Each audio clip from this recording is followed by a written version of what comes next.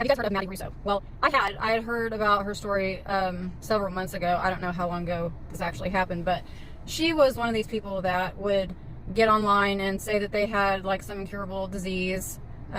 She said she had pancreatic schmancer, and also I'm trying to think what else she had. She has some other disease that she said that she had, and she would go on to show pictures of herself with you know, tubes up her nose and tubes on her chest, and she would stand there smiling, you know, like she had just won the Olympics or something, you know. And she actually had the nerve to show a picture where she had lost some of her hair, but you could tell that that wasn't correct because the hair had blunt ends, like it had been cut. So yeah, that didn't work out for her either. But she actually made friends with other people online that had schmancer, and she would steal parts of their stories or steal their pictures and say that it was her, and just talk about all the trials and tribulations that she was going through with her chemo and radiation and all that. But yet she was still running marathons and things like that, and people were like really confused, you know, as to how she had that much energy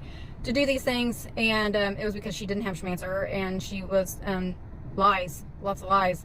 And then she does like how most of them do, because she's not the first one, she's not the only one. We've heard of this scam a lot, where people will get on there and say that they have some incurable disease and want to do a GoFundMe and ask for help. And there's lots of good-hearted people out there that were donating to her GoFundMe, and all the while she's not ill.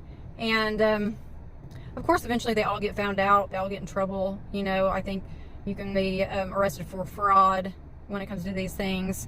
I think a lot of them have to refund the money and that kind of thing. I don't know why people think that they can get away with this, or how they can have such evil in their hearts to claim that they have this terrible, awful disease that hurts people all the time and takes them away. And it's got to be a horrible, evil person to do this.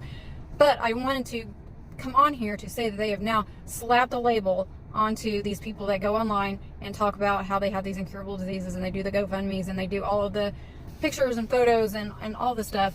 They have now called it Munchausen by internet.